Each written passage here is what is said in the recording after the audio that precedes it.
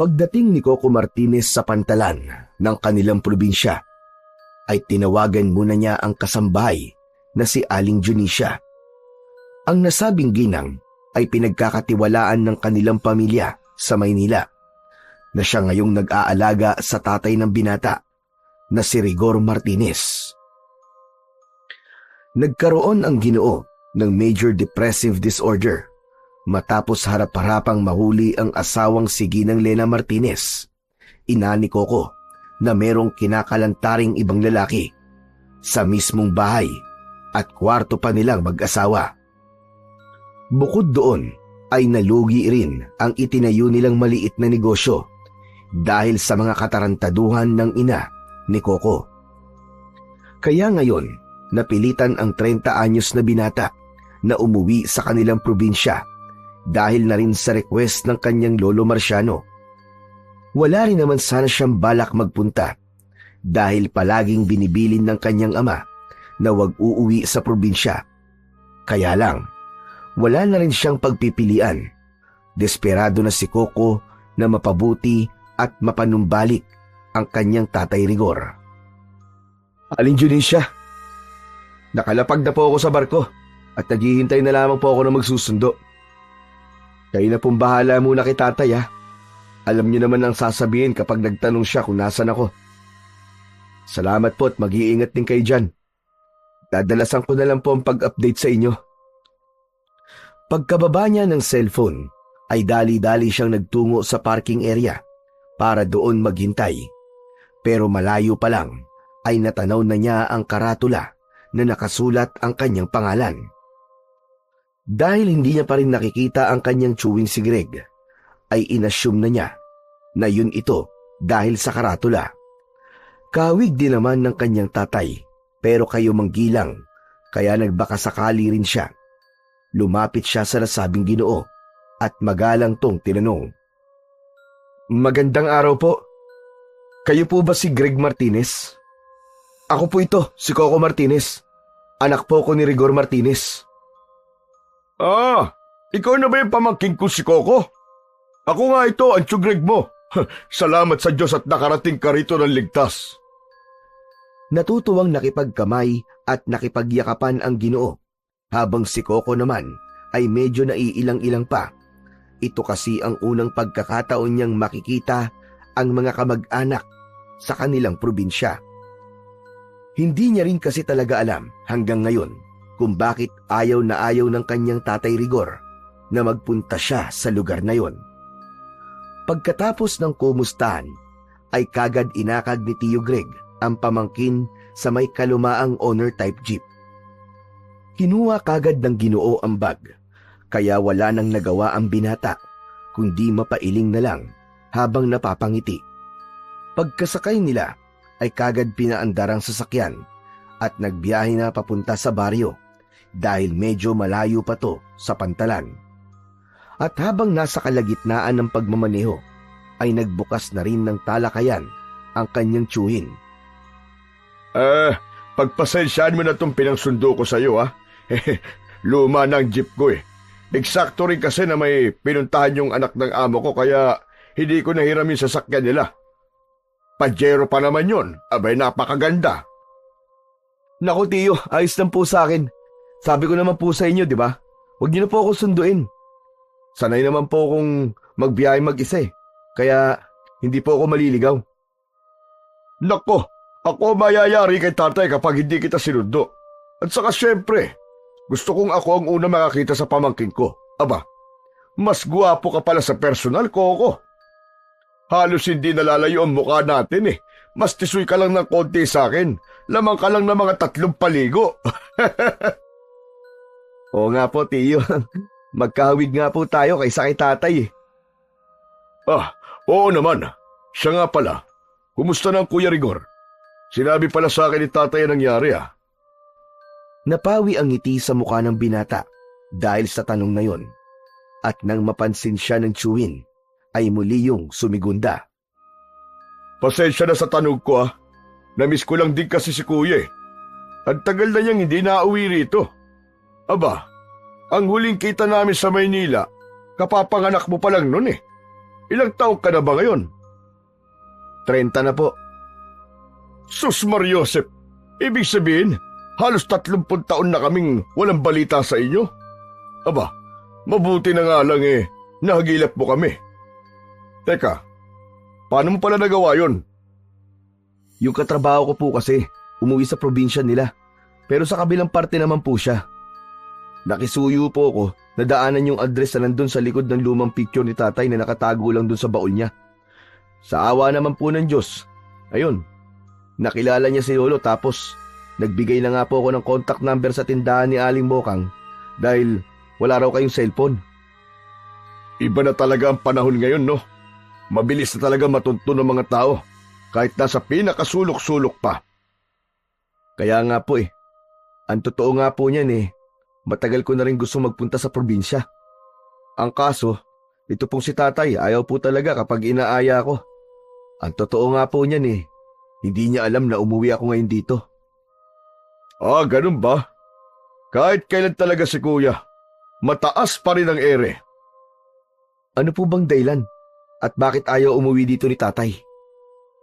Nako, hindi ko rin alam ang eksaktong pangyayari. Kaya mas mabuting ang tatay na lang namin ang tanungin mo. Itatanong ko po talaga yon kasi nahihiwagaan po ko hanggang ngayon po kasi wala pa rin sinasabi sa akin si tatay tungkol doon. Walang dudang tatay mo nga yun at kapatid ko nga siya. Ibayin na nga muna natin ang usapan para naman ganaganahan ka. Huwag ka mag-alala. Sisiguraduhin kong hindi mo malilimutan ang pagbisita mo rito. Igagala kita sa mga magagandang lugar dito sa probinsya. Salamat po, Tio Greg.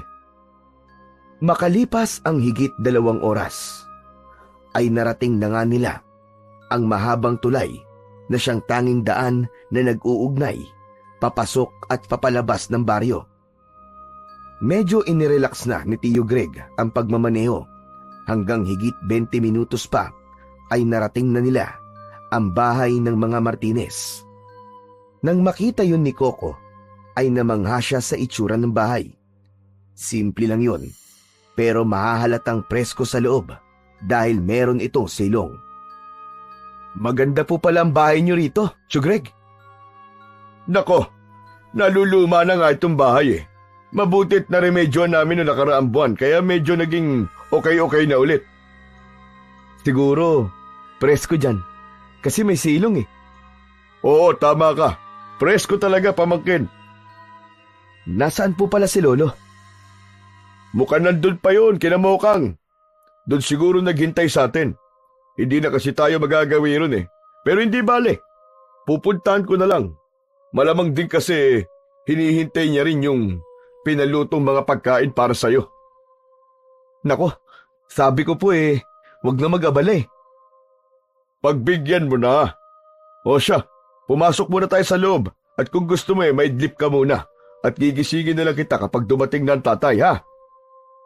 Dahil na rin sa pagod sa pagbabiyahe, kaya sumang-ayon na rin ang binata sa suwestyon ng kanyang tiyuhin. Matapos maihatid sa silid na kanyang tutulugan at maiayos ang mga gamit, ay nahiga na nga muna siya sa hindi kalambutang papag. Iniwan na rin muna siya ng Ginoo dahil magpupunta pa yon kay Aling Mokang. Nang mawala na sa pandinig niya ang tunog ng sasakyan, ay saka siya nag-asikaso ng kanyang sarili. Nagsuot siya ng earphone at ibinaba niya ang straight cap sa muka para hindi siya masyadong masilaw sa liwanag mula sa labas ng bintana. Pagkatapos noon ay ipinikit na niya ang mga mata at nakinig ng tugtugin. Mabilis na ninakaw ng antok ang kanyang diwa. Nang mapindot niya ang post ng music na pinapatugtog, ay nabitiwan niya rin ang cellphone na bumalandra sa higaan. Napalalim ang kanyang pagtulog hanggang sa tila maalimpungatan siya dahil sa mga ingay na nasa labas ng silid. Kunot noo siyang napabangon at napakusot ng noo, kasunod ng pagtingin sa bintana. Tila nawala ang kanyang antok nang mapagtanto niya na madilim na ang paligid. Nako, gabi na pala. Lalapit sana siya sa bintana nang muling marinig ang ingay sa labas ng silid na para bang nagtatalo. Napamilyaran siya sa boses ng isang tao, kaya nagmadali siyang lumapit sa pinto at pasimple yung binuksan ng konti para makita kung sino-sino ang nagtatalo sa labas. Nanlaki ang mga mata niya nang makita ang Tatay Rigor na nakikipagtalo sa isang nakatatandang Ginoo na hindi niya makita. Nakatalikod kasi yun mula sa kanyang pwesto, at ang mas nakakagulat pa ay dahil medyo bata-bata pa ang itsura ng kanyang ama. Anong ginagawa ni tatay dito? Teka, ano ba pinagtatalunan nila? Makinig kang mabuti, Rigor. Hindi ko rin ginusto nangyari sa Nanay Soledad mo. Walang may gusto nang nangyari. Hindi nakinig ang binatilyong Rigor. Nagpatuloy siya sa pakikipagsagutan sa kausap habang humahagulgol ng pag-iyak. Mas lalo lang tuloy nalito si Coco sa mga pangyayari, lalo na nang marinig niya ang ilan sa mga nabanggit ng kanyang ama. Ano daw? Anong mutya? Anong mandurgo? Ano bang pinagsasasabi ni tatay? Bago pa niya matapos ang pagsasalita, ay nakarinig siya ng tila lagutukan ng mga buto mula sa likuran. Habang nagpapatuloy ang pagtatalo ng mga nasa labas ng kwarto, ay hindi sinasadyang napalingon si Coco sa bintana. Doon niya kasi narinig ang lagutukan ng buto. At mula nga roon ay nakita niya ang isang nilalang na natatabunan ng kadiliman. Namumulang mga mata lang at naglalaway na bibig ang pinakanangingibabaw sa mga naaaninag niya. Dumating na rin sa wakas ang bagong tagapagmana ng mutya ng linta. Nang tumambad sa kanyang paningin ang kakaiba nitong itsura na humahalakak pa na parang demonyo, ay napaatras sa takot si Coco at napasigaw. Eksaktong hinawakan siya sa balikat ni Tio Greg, dahilan para mapabalikwas siya ng bangon. Ayos ka lang ba, pamangkin? Di ko akalaing magugulating ka pala. Pasensya na kung ginising kita. Nandiyan na sa labas ng kwarto ang tatay. Naghihintay sa'yo. Ay naku, pasensya na po. Napahaba po yata ang tulog ko. Nag-ayos lang ng muka ang binata at pagkatapos ay sumunod na siya sa tiyuhin palabas ng silid. Nawala na rin tuloy sa isip niya ang tungkol sa kakatwa at hindi magandang panaginip. Pagkadating sa sala ay tumambad na nga sa paningin ni Coco si Lolo Marciano. Kahawig din ito ng kanyang tatay at tiyuhin, pero maputi lang ang buhok at kulubot na ang muka. Nagmano kagad ang binata sa kanyang lolo na walang pagsidlan ang muka matapos siyang makita. Mangiyak-ngiyak pa ang matandang Ginoo habang yakap-yakap niya. Salamat! Salamat naman at dinalaw mo kami rito, Apo. Hindi mo lang alam kung gaano ko kasayang makita ka. Sana sa susunod, kasama mo na si Rigor para naman makumpleto na ulit ang pamilyang ito. Huwag po kayo mag-alala, Lolo. Kapag naging okay-okay na po si tatay, aayain ko po siya magpunta ulit dito. Sa palagay ko naman papayag na yun kapag nalaman niyang nanggaling na po ako rito. Seryoso ka pala nung sinabi mo na hindi niya talaga alam na nagpunta ka ngayon dito.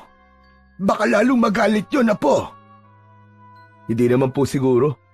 Lalo na kapag nalaman niya na kayo ang dahilan kung bakit babalik sa pagiging maayos ang kalagayan niya. Pagkasabi nun ni Coco, ay tila nagtatakang nagpapalit-palit ng tingin si Tio Greg sa maglolo. Halata ang pagtataka sa mukha ng Ginoo na napansin kagad ng binata. May problema po ba, Tio Greg? Wala naman, wala. Itatanong ko lang sana kung ano ba talaga ang pinag-uusapan niyo ni tatay. Mag-aalauna na ng tanghali. Sige na, magsikain na muna tayo. At naroon na sa kusina ang mga pinaluto ko kay Mokang.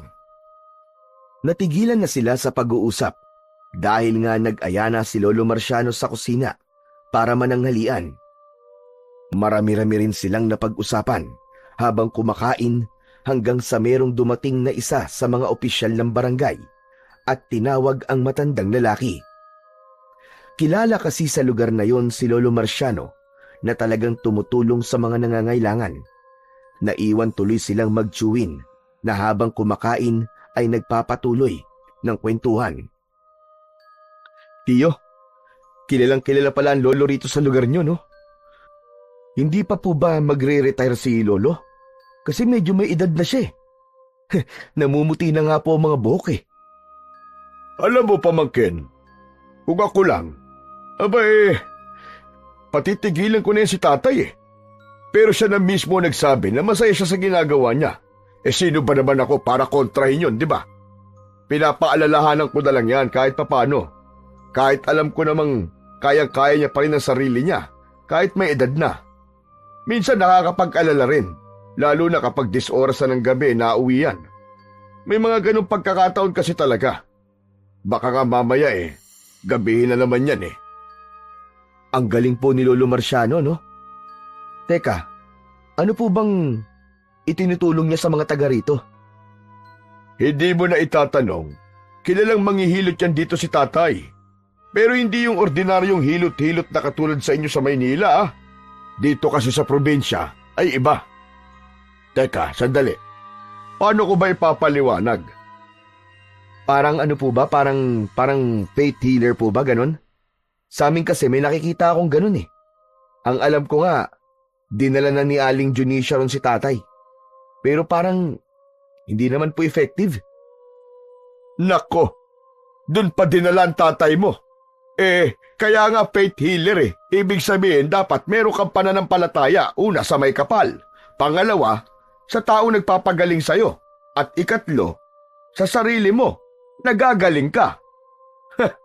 Kilalang kilala ko na yan si Kuya Rigor. Matagal nang tumalikod dyan sa paniniwala at pananampalataya niya eh. Nakakapanghinayang talaga. Kilalang kilala niyo pa rin po pala ang tatay ko ah. Siyempre naman, kapatid ko yun eh. Siya nga pala, maiba tayo. Ano ba talaga ang pinag-uusapan niyo ni tatay? Yung pinakadahilan kung bakit ka talaga nagpunta rito. Yun po ba? Ang sabi kasi sa akin ni Lolo, nung nakausap ko siya sa cellphone ni Aling Mokang, may alam daw po siyang mabisang paraan para tuluyang gumaling po si tatay. Sinabi niya ba kung ano? Hindi pa nga po eh. Ang sabi niya lang, basta pumunta ako rito, sasabihin niya raw po sa akin kung ano yun. Desperado na po talaga kasi ako na mapabuti si tatay kaya hindi na po ako nagdalawang isip. At saka, para po bang parang may nag-udyok po sa akin na magpunta at malakas po talaga ang kutob ko na yung sinasabi ni Lolo talaga magpapagaling kay tatay. May ideya po ba kayo, Cho? Kung ano po yun? Sabihin niyo na nga po sa akin para hindi na po ako masorpresa. Natuptop na lang ng Ginoo ang noo dahil sa kanyang narinig. May ideya na kasi siya kung ano ang tinutukoy ni Lolo Marciano. Nang mapansin naman siya ni Coco na tila sumeryoso, ay sumigunda yon ng pagsasalita. Tiyo, seryoso ka na naman dyan. Wala yun. Wala yun, pamangkin. Hindi ko rin talaga eksaktong alam. Pero palagay ko may kinalaman sa mga ginagawa ni tatay. Di ba, nasabi ko na sa'yo kanina, nakilala sa panghihilot ang tatay. Nag-aral din kasi siya ng mga paghahalamang medisina. Kumbaga pag-aalbularyo. Mga herbal po, ganun? Parang ganun na nga. O siya, mamaya na tayo mag-usap. Kung tapos ka ng kumain, magpahinga ka na lang muna ulit ha. Nalimutan ko pala kasing nagpapatid nga pala ngayon yung anak ng amo ko sa akin eh. Kapag maaga ako nakauwi mamaya, igagala kita sa bayan dahil sakto na may pagdiriwag doon. Magaganda mga kasiyahan dito. Ibang-iba sa Maynila. Nakaramihan ay nagkakagulo. Grabe ka naman, Tiyo, sa nagkakagulo. Mas madalas naman po na walang gulo. Yun ang sinasabi sa akin ng tatay mo kaya hindi rin ako nagtagal doon. O paano? Maiwan na muna kita rito ha. Pupunta naman dito mamaya si Mokang kasi maglilinis dito yun at makikikain na rin. Kapag nagising ka at wala pa kami dito ni tatay, ikaw na munang bahala sa kanya makipagkwentuhan. Napakabait naman nun na medyo maingay nga lang talaga. Kaya pagtiyagaan mo na lang, pamangkin. Sige po, Tio, wala pong problema. Thank you po pala sa pagkain. Ito naman, huwag ka na magpasalamat, pambihira ka. Bahay mo rin naman ito eh. Tsaka hindi ka iba sa amin. Pagkaalis ng Ginoo, ay inayos lang ni Coco ang mga ginamit na pinggan at tinakpan ang mga pagkain. Pagkatapos nun, ay dumiretso na siya sa banyo ng kwarto at naligo. Eksaktong pagbukas ng gripo, ay merong biglang sumagi sa isip niya, ang kanyang napanaginipan. Dumating na rin sa wakas ang bagong tagapagmana ng mutya ng linta. Napaisip tuloy siya habang nagsisimulang magbuhos ng tabong may lamang tubig. Ano kayang ibig sabihin ng weird na panaginip na yun? Saka, anong klaseng nilalang yung nakita ko sa panaginip ko? First time ko yata managinip ng ganong creature. Hindi na lang muna masyadong pinag-isipan ni Coco ang tungkol sa bagay na yon. Nang matapos na sa pagligo, ay nahiga na siya ulit para makabawi ng pagtulog. Inaasahan niya rin kasi ang sinabi ng Chewin na magpupunta sila sa bayan para manood ng kasiyahan. Mabilis na lumipas ang oras. Pasado 6:00 na ng gabi. Eksaktong lumubog na ang araw nang magising si Coco. Maya-maya pa, paglabas niya ng kwarto, ay naririnig na niya ang ingay sa labas ng bahay. Pagsilip sa bintana, ay nakita niya ang isang babaeng morena na nakikipagchismisan sa dalawa pang babae. Siya na siguro si Aling Mokang. Nabobosesan ko siya sa cellphone kapag kausap ko ang lolo eh. Nakumpirma na nga niya yon nang marinig niya ang pagtawag ng dalawang babae sa pangalang Mokang. Pagkalaon ay pumasok ang mga yun sa bakuran at nasundan pa ng mga bisita, kaya napakunot siya ng noo. Hanep pala mga tao rito sa probinsya. Talagang feel na feel at home. Sa bagay, mukhang magkakilala sila dito at talagang close na close. Sumalubong si Mokang kasama ang ilang pang bisita na natutuwa naman siyang kinamayan at kinausap. Ay, ikaw pala si Coco. Tama nga ang sinabi ni Tio Greg mo. Napakagwapo mo nga. Pasensya na at nang himasok na kami rito sa bahay nila ha. Ganito kasi talaga rito sa baryo namin. At saka, pinagkakatiwalaan naman kami ni Tatay Marciano at Greg. Magandang gabi po sa inyo. Ako nga po pala si Coco.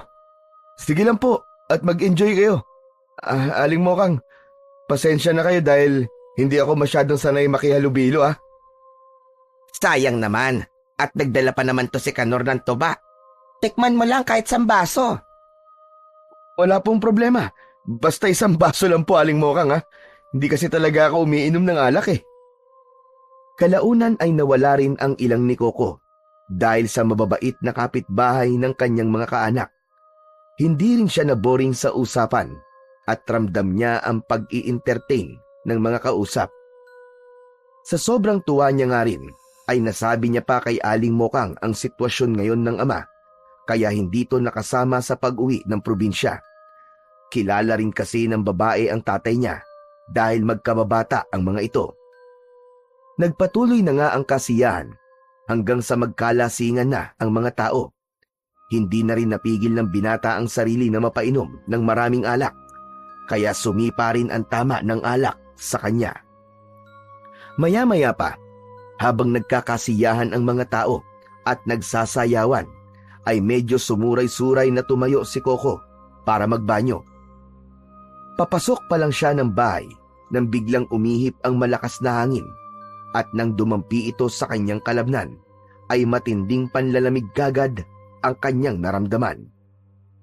Napapayakap siya sa sarili na napalingon sa pinanggagalingan ng hangin.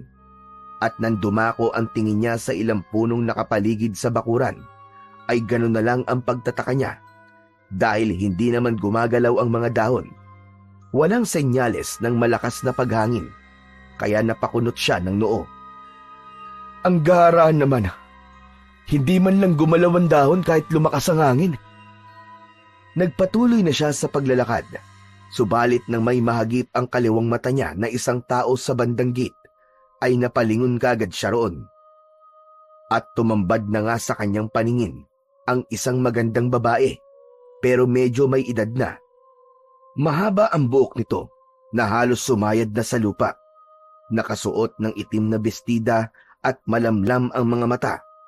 Namumukaan niya ang nasabing babae dahil parang nakita niya na to kung saan. Teka, parang nakita na kita. Di ko lang matandaan kung saan. Sa bawat pagtitig kay Coco ng magandang babae, ay para siyang nalulunod sa pagkabighani. Nang ngumiti yun sa kanya, ay sinuklian niya rin ito ng matamis na ngiti. Pagkalaon, ay nadatnan na lang niya ang sarili na naglalakad papalapit dito. Wala namang nakakapansin sa kanya, sapagkat may kanya-kanyang kaabalahan ang lahat. Pagkalabas niya ng gate, matapos masanggi sa pader, ay tila bigla siyang natauhan at nagising sa katotohanan. Ganun na lamang ang gulat niya dahil nakarating siya roon nang walang kamalayan. Pagtingin niya sa kaninang kinaroroonan na mahiwagang babae, ay ganun na lang ang pagkasindak niya. Bigla na lang kasing nagbago ang anyo nito, maliban sa mukhang maganda na may mahabang buhok. Para tong isang malaking ibon na may mukha ng tao. Namumula rin ang mga mata at halatang handa siyang salakayin. Dahil tuloy doon ay napaatras na lang siya at nang sisigaw siya ay sa kanya naramdaman ang bisig ni Mang Kanor. Susuray-suray din ang Ginoo na iihilang pala sa isang gilid. Tila ba natauhan siya at nawala ang kalasingan habang muling napapalingon sa kaninang pinanggalingan ng nasabing magandang babae na naging taong ibon na may nanlilisik na mga mata. Tim, ganito ba ang epekto ng tuba? Pambihira. Nanatili lang siyang nakatayo sa tapat ng gate at hindi niya namalayang pumasok na ulit si Mang Kanor sa loob ng bakuran dahil tapos na tong umihi. Pabalik na rin sana siya nang muling maramdaman ang malamig na simoy ng hangin na dumampi sa kanyang balat. Nang lingunin niya ulit ang mga matatayog na puno sa labas ng bakuran, ay muli niyang nakita ang magandang babaeng taong ibon. Nang magtapat na ang kanilang mga mata at doon niya narinig ang pamilyar na boses, ang boses na narinig niya kanina sa kanyang panaginip. Dumating na rin sa wakas ang bagong tagapagmana ng mutya ng linta. Matutupad na rin ang matagal ko nang pinakahihintay. Halika at kunin mo ang mutya, Coco. Ano? Anong sinasabi mo? Hoy, Coco, ba't nandiyan ka ha? Sabi ni Kanor kanina ka pa raw dito sa labas. Tara na rin sa loob dahil parating na ang lolo at tiyo mo. Napakunot na lang ng noo ang binata sapagkat para naman pala siyang nananaginip kanina. Pero alam niya sa sarili na totoo ang mga nakita niya. Tara na, Coco. Pumasok na tayo. Sige po. Umihi lang naman po ako, Aling Mokang. Pagpasok nila sa loob ng bahay, ay eksakto naman na narinig na nila ang tunog ng lumang owner. Senyalis yun na dumating na si Tio Greg. Pagsilip ni Coco sa bintana, ay kasama na ng Ginoo si Lolo Marciano. Nagpatuloy naman ang kasiyahan hanggang sa hindi na nga alam ni Coco ang mga sumunod na nangyari dahil sa tuluyan na siyang nalasing. Sumapit ang 12:00 ng hating gabi. Nagising si Coco dahil narinig niya si Lolo Marciano at Tio Greg sa labas ng silid na tila nagtatalo. Hindi muna siya lumabas at nakinig sa usapan ng dalawa. Tatay naman, ano naman bang pumasok sa isip nyo? Nawawala na ba kayo sa sarili nyo? Gusto ko lang makatulong sa Kuya Rigor mo. At alam naman natin pareho na yun lamang ang tanging paraan. Siya ang bagong tagapagmana ng mutya. Hindi mo gustong tulungan si Kuya Rigor, Tay.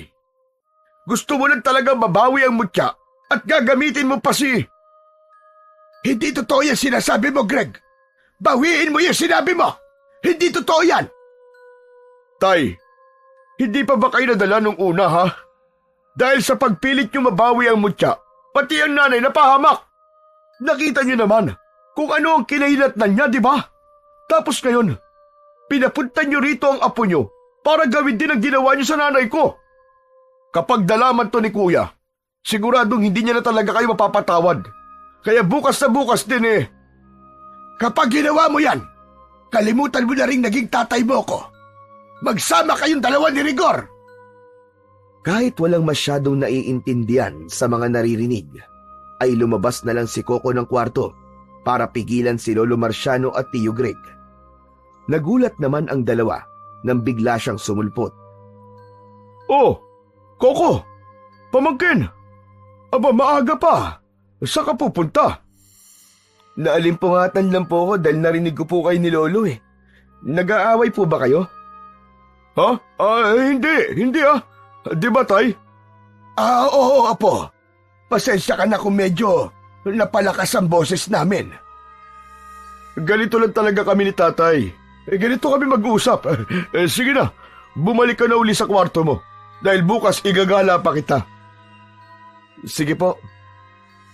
Gusto sanang itanong ng binata ang mga narinig kanina, pero pinigilan na lang din muna niya ang sarili. Medyo inaantok pa rin kasi talaga siya at halata namang walang balak magsabi ang kanyang lolo at tiyuhin.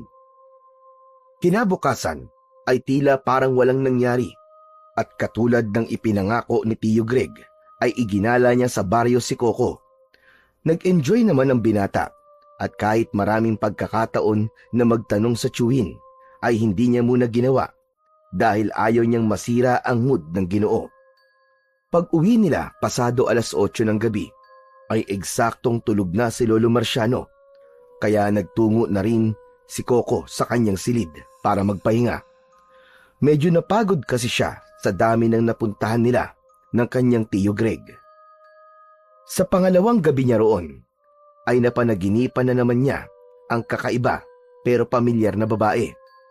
Nakatayo na naman ito sa bintana ng silid at ang mga buto sa katawan ay naglalagutukan habang nagpapalit ng anyo. Napaatras siya sa takot habang nakatingin dito. Tignan sa wakas ang bagong tagapagmana ng mutya ng linta. Matutupad na rin ang matagal ko nang pinakahihintay. Halika at kunin mo ang mutya, Coco. Sino ka? Sino ka ba? Anong kailangan mo sa akin? Huwag mo kong patawanin. Ikaw ang may kailangan. Kaya ka nagpunta sa lugar na ito. Teka, sino ka man talaga? Pakiusap. Tigilan mo na ako. Tigilan mo na ako. Titigil lang ako kapag nakuha ko na ang aking gusto, Coco. Paano mo nalaman ang tungkol sa tatay ko, ha? Humalakhak lang ang babaeng ibon at pagkatapos nun ay parabang nanghina na si Coco. Biglang nanginig ang kanyang tuhod at buong kalamnan. Mabilis na gumapang ang kilabot sa buo niyang katawan hanggang sa makaramdam siya ng pagkamanhid. Dahil sa matinding tensyon ay takot na takot siyang napatingin sa mahiwagang babae na pinagmamasdan lang siya sa kanyang kalagayan. Bilisan mo nang magpunta sa kagubatan para makuha ang hinahanap mong magpapagaling sa iyong tatay. Sino ka ba? Sino ka ba? Yun na lang ang kanyang nasabi bago unti-unting naglabo ang kanyang paningin. Humandusay siya sa kama at ang huli niyang narinig ay ang malalakas na alulong ng aso sa labas bago tuluyang lamunin ng kadiliman ang kanyang pagkatao at mawalan siya ng malay-tao. Kinabukasan ay napabalikwas ng bangon si Coco matapos maalala ang kanyang panaginip. Wisit na yan! Ano ba yung panaginip na yun? Lumabas siya ng kwarto habang nakahawak ang isang kamay sa kanyang sintido dahil medyo nananakit ang kanyang ulo dahil sa kakaisip. Nang makita naman siya ng tiyuhin ay kagad siya nitong inakag sa dining room at pinagtimpla siya ng kape. Salamat po, Tiyo ha. Nasaan po pala si Lolo? Kakausapin ko na po sana siya tungkol dun sa sinasabi niyang tulong para kay tatay. Sinundo na naman si tatay ni Konsyel eh. Nangihingi na naman ng tulong. Hindi nga sana sasama eh. Kaso nagmakaawa dahil nahihirapan na raw yung kapatid ni Konsi. Ay, ano ba yan? Ganun po ba? Mukhang medyo matatagalan po yata ako dito ng pag-i-stay ah. Tungkol nga pala ron sa sinasabing tulong ni tatay. Pasensya ka na pamangkin ha. Pero hindi na yun. Teka, paano ko ba sasabihin sa'yo?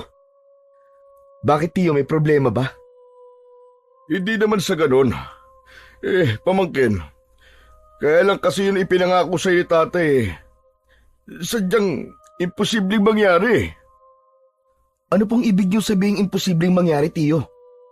Ibig sabihin po ba nun niloloko lang po ako ni Lolo?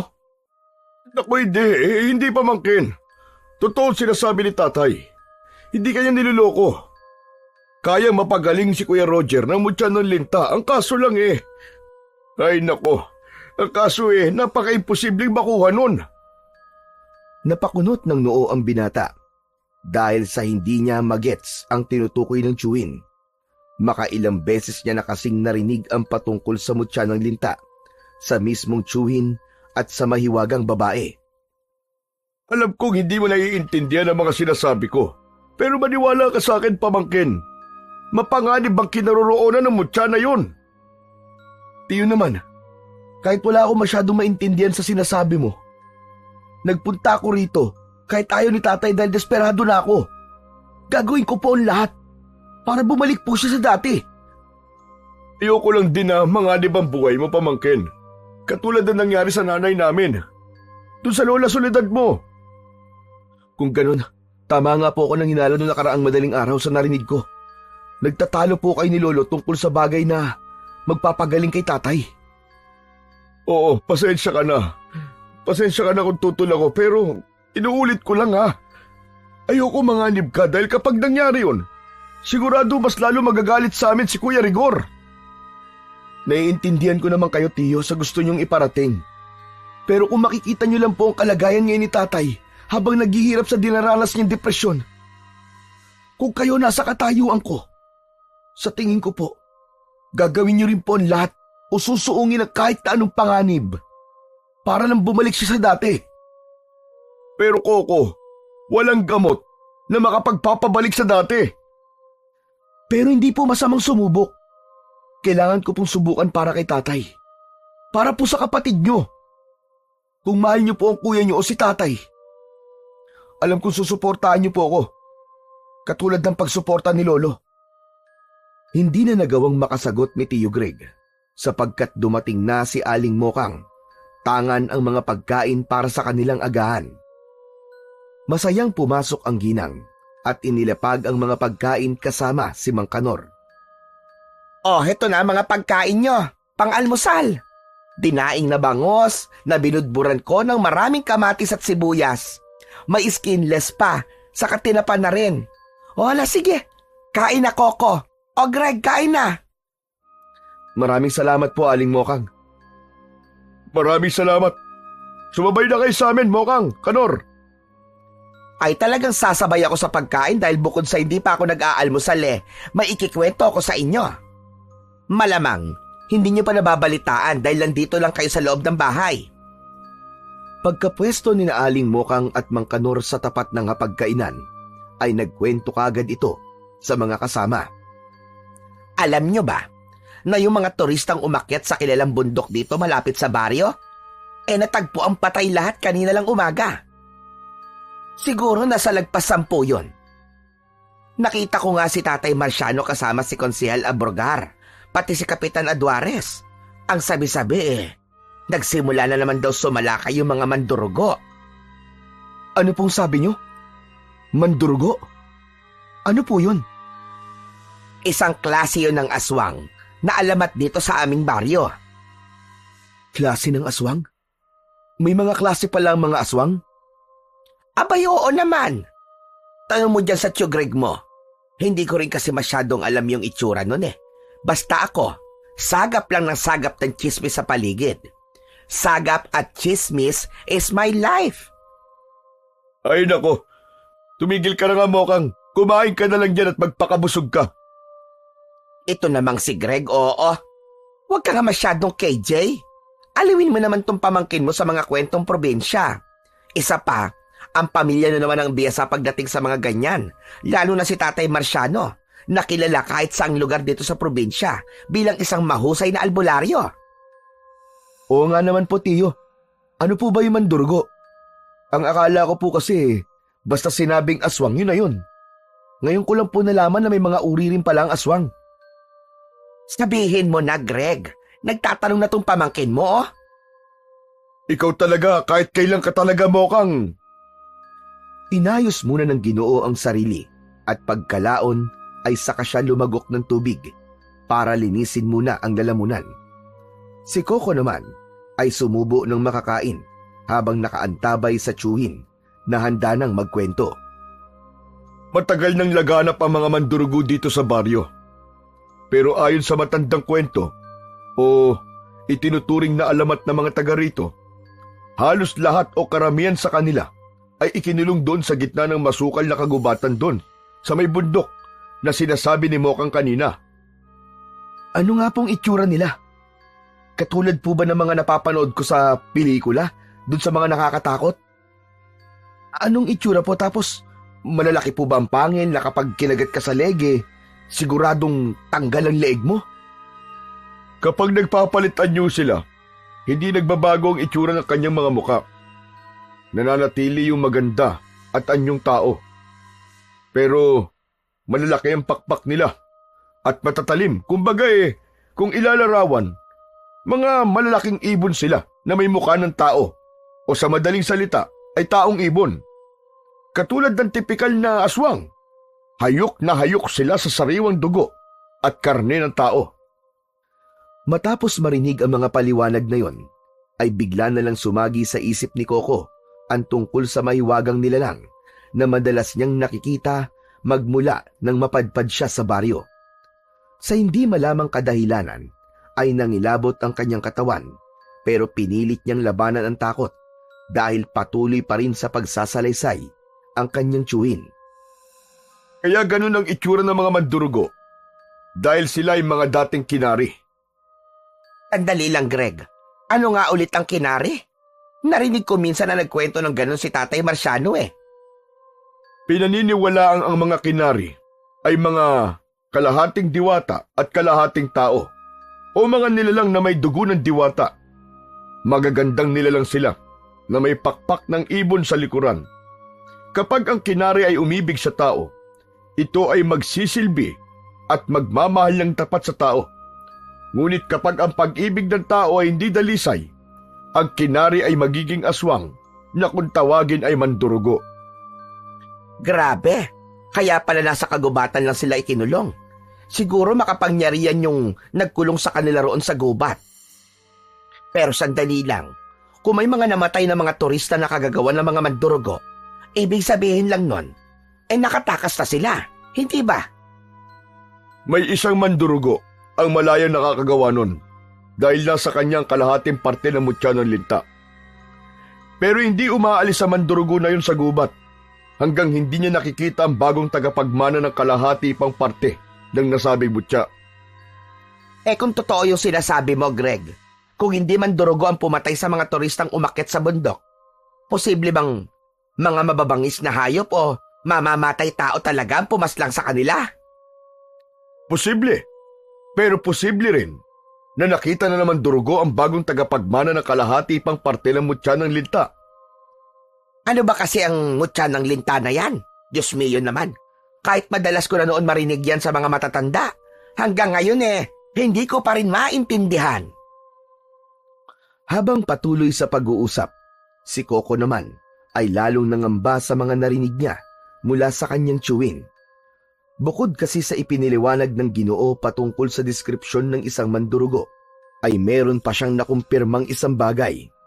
Naalala na naman tuloy niya ang tinig ng hinihilala niyang mandurugong dumadalaw sa kanya magmula nang mapunta siya sa baryo. Dumating na rin sa wakas ang bagong tagapagbana ng Mutya ng Linta. Matutupad na rin ang matagal ko nang pinakahihintay.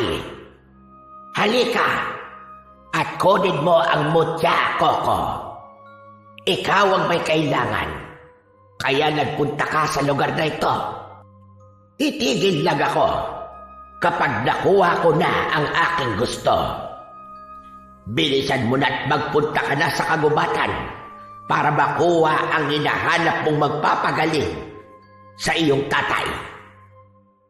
Nangamba ang binata matapos niyang mapagtanto ang ibig sabihin ng babaeng mandurugo na nagpapakita sa kanya sa kanyang panaginip. Naalala niya rin kasi nung nakaraan ang tungkol sa pagtatalo ng kanyang lolo Marciano at Tio Greg patungkol sa bagong tagapagmana ng Mutya. Ang ibig bang sabihin nito? Ako yung tinutukoy na bagong tagapagmana ng Mutya? O siya, tama na yan. Tama na muna ang kwentuhan at bilisan na natin kumain. Koko, isasama muna kita dahil mukhang matatagalan na naman si tatay dahil sa nangyari. Hindi na nakakibo ang binata at napatango na lang ito dahil alam niyang wala naman siyang magagawa. Maya-maya pa, ilang minuto pagkatapos mag-almusal, ay umattend na nga muna ng misa ang magtiyo habang sina Aling Mokang at Mang Kanor ay umuwi na. Nag-update na rin muna si Koko kay Aling Junisha dahil medyo mahina ang signal sa baryo. Mabilis na lumipas ang oras. Nauwi na naman sa paggala ang magtsuwin, pero kahit anong paglilibang ang gawin ng binata, ay panay-panay pa rin ang pagsagi sa isip niya ng tungkol sa Mutya at mandurugo. Hindi na lang siya nagpapahalatang nangangamba dahil ayaw niya ring mag-alala ng gusto ang kanyang Tio Greg. At dahil sa dami ng iniisip, ay hindi na nakatiis pa ang binata. Habang pauwi na sila, pasado 4:30 ng hapon, ay napilitan siyang ipahinto ang owner-type jeep sa gilid ng 100. Paghintong-paghinto ng sasakyan, ay sumuka nga kagad si Koko at hinagod naman pansamantala ni Tio Greg ang likod ng pamangkin. Ano nangyari sa'yo, pamangkin? Bakit nagsusuka ka? Di ko nga rin po alam, Tiyo eh. Siguro po dahil sa pagod lang to. Tara na po. Pagkaandar ng sasakyan, ay nagpahinga muna saglit si Koko hanggang sa siya ay makatulog. Hanggang sa tinangay ang kanyang diwa papunta sa isang lugar na hindi pamilyar sa kanya. Nasa gitna siya ng kapunuang napapalibutan ng matataas na bundok. Napalingon siya sa pinakasentro nang makita ang isang kumikinang-kinang na bagay. Nakapwesto ang nasabing bagay sa gitna naman ng maliit na lawa at napupuno yun ng napakaraming linta.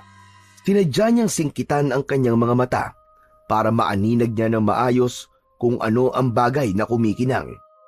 At ganun na lang din ang pagkagulat niya nang bigla yung gumalaw at gumapang-gapang na katulad ng salinta. Teka, ano yun? Lintang kumikinang? Hindi na niya nagawang makalapit sapagkat biglang nagbago ang aura ng kapaligiran. Tila ba bigla na lang yung nilukob ng matinding kadiliman. At mula sa hindi kalayuan ay isang nakakapangilabot na alulong ng halimaw ang kanyang narinig. Pagtingin niya sa dumidilim na kalangitan ay gano'n na lang ang pagkasindak niya matapos makita ang nagliliparang mga mandurugo pasugod sa kanya. Napatakbo siya subalit napahinturin ng lumagapak sa kanyang harapan ang mandurugong madalas na nagpapakita sa kanya. Nasasabik na ko makuha at makumpleto ang kapangyarihan ng Mutya. Pagkasunggab ng halimaw ay biglang napadilat si Koko. Nang igala niya ang paningin ay nakahinto na pala ang owner jeep at eksaktong kabababa lang ng kanyang tsuwin ng sasakyan. Di na muna sana kita i-istorboin eh, pero nagising ka na. Tara na sa loob, dahil mukhang nasa loob na si tatay. May kailangan tayong pag-usapan na importante. Pagpasok nila sa loob ng bahay, ay hinanap niya kagad ang lolo at nakita niyang seryosong nakikipag-usap ang lolo niya kay Kapitan Aduares at Konsehal Abrugar. Dahil doon ay nakiusap muna si Coco sa kanyang tiyuhin na magpapahinga muna siya saglit sa silid dahil ramdam pa rin ng binata ang pagod. Pagdating sa kwarto ay binuksan niya ang bintana pero wala naman siyang nakita kundi katiting na mga liwanag mula sa malayong bahay. Lumangap lang siya ng sariwang hangin habang patuloy na iniisip ang tungkol sa mandurugo. Sa totoo lang ay nangangamba na rin siya sa mga nangyayari. Napabuntong hininga na lang siya at nang isasara na sana niya ang kurtina nang may maaninag siya sa labas ng bahay. Malinaw na malinaw niyang namataan ang mandurugo na nakadapo sa matabang sanga ng isang puno. Gumapang kagad ang matinding kilabot sa kanyang dibdib kaya hindi niya naiwasang mapasigaw ng malakas nang dahil sa takot. Mandurugo! May mandurugo sa labas ng bahay! Tiyo! Lolo! May mandurugo! Dali-daling nagtungo sa kwarto niya sina Lolo Marciano at Tio Greg, kasama ang kapitan at konsehal. Pagsilip nilang lahat ng bintana, ay ganun na nga lang ang gulat nila nang makita ang nasabing mandurugo. Ngumiti muna yon nang makahulugan bago lumipad palayo sa lugar na yon. Gulat na gulat naman sina Kapitan Aduares at Konsehal Abrugar sa itsura ng aswang sapagkat namumukaan nila yon. Tay, nakita niyo po ba yun? Oo, Greg. Totoo ngang nagbalik na siya. Pagkatapos ng nangyari, ay kagad ngang nagpatawag ng pulong si Kapitan Aduares. Subalit hiniling muna ni Lolo Marciano na sila-sila na lang munang apat ang mag-usap-usap dahil may kailangan siyang sabihin sa kanyang apo. Mabuti na lang ay pumayag ang kapitan kaya kagad silang nag-usap-usap kahit ang totoo ay naguguluhan pa rin talaga si Coco sa mga nangyayari. Hindi na ako magpapaligoy-ligoy pa, Coco. Sa lalong madaling panahon, kailangan mo nang umuwi.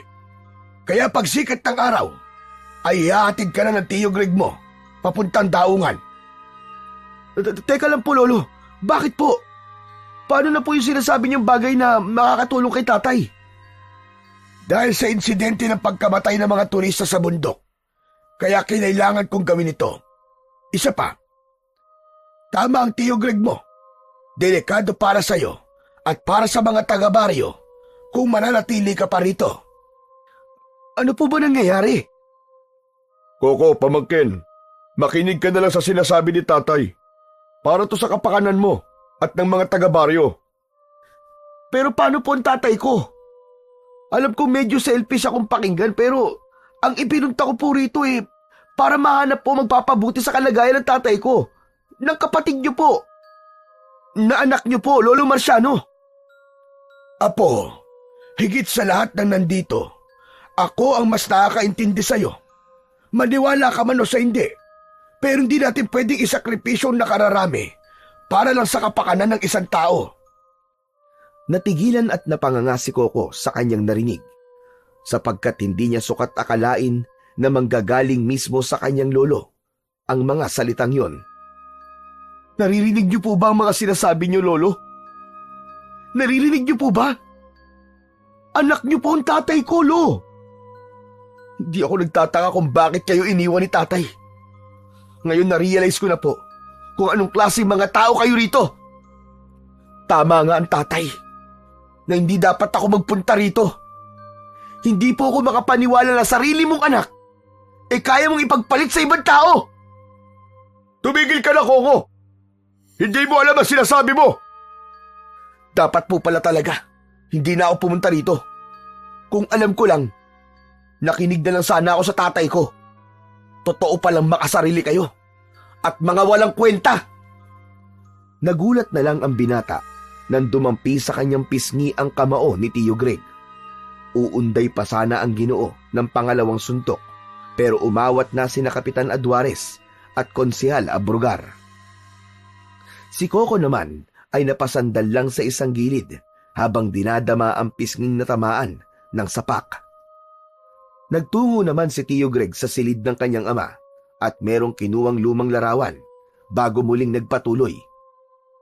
Nakita mo ba yung mandurugong nagpunta rito kanina? Nakita mo ba? Tama na yan, Greg. Tama na! Huwag niyo akong pigilan, Tay! Dahil dapat malaman ng aroganting Manilenyong ito yung katotohanan. Makinig kang mabuti, Coco, ha? Yung mandurugo na yon, ayan, tignan mo mabuti! Titigan mo! Pagkahagis na pagkahagis ng larawan, ay nanlaki ang mga mata ni Coco sa kanyang nakita. Ang may edad na babae na nasa larawan ng family picture ng Martinez ay kamukha ng mandurugong nakita nila kanina, pati ng palagi niya ring nakikita. May isa pa dong babae na batang-bata pa ang itsura, nakahawig naman ni Tatay Rigor at Tio Greg. Kahawig niya po yung mandurugo ah. Dahil si Soledad ang mandurugo na nakita natin kanina, ang asawa ko, ang lola mo. Namilog ang mga mata ni Coco sa kanyang narinig at tila nilamon naman ng matinding katahimikan ang buong paligid. Dahil hindi makapaniwala sa mga narinig, ay hindi na tuloy alam ng binata kung ano ang magiging reaksyon. Nagilty tuloy siya bigla sa mga nasabi kanina, kaya napaupo na lang siya sa isang gilid habang nakikinig sa pagsasalaysay ng kanyang lolo. Galing sa hindi pagkaraniwang angkan ng lahi natin. Ang lola Soledad mo ay isang kaniri. Sila yung mga taong may dugong diwata kung tawagin, habang ako naman ay galing sa lahi ng mga albularyo. Noon ay lipa na ang mga mandurugo sa baryo. Pero sa tulong ng unang kaniri na pinagkalooban ng mutya ng linta, nagapi ang mga nasabing aswang. Kaya lang, 30 taon nang nakalilipas, nakagawa ako ng isang pagkakasala laban sa lola Soledad mo. At ang naging kabayaran nito ay ang pagiging mandurugo niya. Dahil yun ang mangyayari sa isang kaniri kapag nagkaroon ng lamat ang kanilang sinumpaang pagmamahalan. Pasensya na po sa mga nasabi ko kanina, Lolo. Hindi mo kailangan humingi ng pasensya, Apo. Katanggap-tanggap naman ang mga sinabi mo. Ginamit ko ang kapangyarihan ng mutya ng linta para mabawi ang lola Soledad mo. Pero sa halip na mangyari yon, ay mas lalong lumala ang sitwasyon. At sa hindi rin may paliwanag na pangyayari, sa dami ng hiwaga sa mundo, ay nahati ang mutya. Ang kalahati ay napunta sa lola Soledad mo na naging mandurugo, at ang kalahati ay nanatili sa gitna ng kabundukan, naghihintay sa bagong tagapamahala nito. Ganun po ba? Ngayon po'y naiintindihan ko na. Yun ang dahilan kung bakit nagalit si Kuya Rigor kay tatay. Simula nun, umalis na siya rito sa probinsya at bumuo ng sariling pamilya niya. Tiyo, pasensya na rin po kayo sa akin. Pasensya ka na rin sa akin kung nasaktan kita. Ngayon, kailangan mo maintindihan na kaya kailangan mo nang umalis dito para hindi na muli magambala ng mga mandurugo ang mga taga-baryo. Nagising lang sila dahil sa iyo eh. Kung tama po ang naiisip ko, ako bang tinutukoy na bagong tagapagmana ng kalahating mutya? Pagtango ng mag-ama ay eksakto naman na merong isang babaeng pumasok na ikinagulat nilang lahat. Ito yung isang babaeng nasa larawan na kamukha ng magkapatid na si Rigor at si Greg. Sino po siya? Siya ang tiya Gemma mo, bunsong kapatid ni Rigor at Greg. Hindi alam ni Coco kung ano ang mararamdaman niya dahil sa dami ng revelasyon na nalaman niya sa loob lang ng maiksing oras. Para tuloy na nakit ang kanyang ulo at nang mapansin yun ng kanyang lolo, ay nagpasya silang magpahinga na muna at putulin ang pag-uusap. Nakapagdesisyon naman na ang lahat. Nauuwi na sa Maynila kinabukasan si Coco at ang magreresolba ng problema patungkol sa mandurugo ay ang mga naiwan sa baryo. Hindi na rin siya masyadong nakipagdiskusyon kahit ang totoo ay marami pa siyang gustong itanong, lalo na't dumating ang sinasabing kanyang tiyahin na ngayon niya lang din nakita. Hindi naman kasi sinabi noon ng kanyang tatay Rigor na meron pa tong kapatid na babae. Hindi na lang din niya ipinahalata, Pero matinding takot talaga ang nararamdaman niya para kay Tia Gemma sa hindi niya rin malamang dahilan. Kaya pagpasok niya sa kwarto ay para siyang bata na napahiga sa kama habang yakap-yakap ang unan. Parang mas nakakatakot pa kaysa sa mandarugo ang aura ni Tia Gemma. Parang may kakaiba talaga sa kanya na hindi ko maintindihan. Mahina niyang nasambunutan ang sarili habang nakatingin sa kesame ng bahay. Pinili niyang ibahin ang takbo ng utak at mag-isip ng mga masasayang bagay. Kaya lang ay nakarinig naman siya ng malakas na alulong ng aso mula sa hindi kalayuan. Pilit niyang iwinaksi ang namumuo na namang takot at nagtakip na lang ng tenga gamit ang unan. Pumikit siya at sinikap na makatulog hanggang sa magawa niya ngayon. Kahit papano ay lumalim din naman ang kanyang pagtulog at nagising kinabukasan dahil sa tila bulungan ng mga tao sa kusina. Lumabas kagad siya ng kwarto dahil nga sa pag-aakala ngayong araw na siya uuwi sa Maynila. Subalit nang marinig niya ang boses ni Aling Mokang, ay tumungo kagad siya sa kusina. Naabutan niya roon nakausap ng ginang ang kanyang Tiyo Greg at si Mang Kanor. Kaya lumapit siya at nagtanong habang umiinom ng tubig. Naputol tuloy kung anong ikinikwento ni Aling Mokang. Tiyo, anong oras niyo po ako ihatid sa daungan? Uuwi na pala tong pamangkin mo. Ano siya makakauwi ngayon yan, Greg? Teka, ano pong ibig niyo sabihin, Aling Mokang? Yung kaisa-isang tulay na nagtudugtong dito sa baryo papasok at palabas, nabuwag kagabi. Umulan kasi ng pagkalakas-lakas sa bundok, kaya ayun, umano ng napakalakas na tubig at tinamaan ng tulay. Ang sabi ng mga kakilala ko tsismosa, nakarinig pa sila ng malakas na dagundong. Yun naman pala yun, nasira na pala yung tulay. Kaya hindi ka makakauwi iho. Hindi ka rin pwede makapagbangka patawid sa kabila dahil malakas pa rin ang agos ng tubig. Abay, napakadelikado, baka kumapano ka. Ano pong gagawin natin ngayon, Tiyo? Hindi ko rin alam, pamangkin. Hintayin na lang natin ang pagbabalik ni tatay. Ang sabi niya kasi, wag daw muna kitang iiwan dito. Napatingin na lang si Coco sa Chewin. Nakita rin sa ilatsa ng muka ang matinding pag-aalala at pagkadismaya. Nasaan po ba sila Lolo at si Tia Gemma? Nasa lubong ko kanina ang tiya mo, pero hindi ko rin naman alam kung saan pupunta yon. Sanay na kasi kami ron na pasulpot-sulpot. Si Tatay Marciano mo naman kasama naman nila kapitan at konsehal. Bukod kasi sa nangyari dyan sa tulay, ito nga't ikikwento namin sa tiyuhin mo yung nakakatakot na nangyari kagabi. Ano po yun? Abay, akalain mo kagabi. Ayon sa mga tanod na nagro-ronda, may namataang mandurugo na paikot-ikot dito sa baryo. Umalis sila kapitan at sinamahan ni Tatay Marciano para makumpirma kung mandurugo ang bumibiktima sa mga alagang hayop na maging doon sa kabilang baryo. Sana naman po, hindi mandurugo ang nambibiktima. Tiyo, ano po sa palagay niyo? Alam mo naman ang sagot, pamangkin. Ikaw naman, Grego, napakaseryoso mo naman yata ngayong araw at iba yata ang mood mo ngayon Para kang babaeng merong buwan ng dalaw.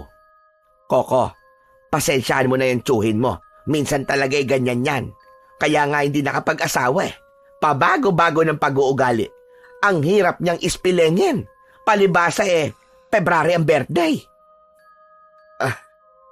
Okay lang po, Aling Mokang. Alam ko naman na talaga ang sagot Eksaktong pagkasabi nun ni Coco ay siya namang pagdating ni Tia Gemma na kagad siyang kinausap. Napatayo sa upuan si Tiyo Greg dahil sa sinabi ng bunso niyang kapatid.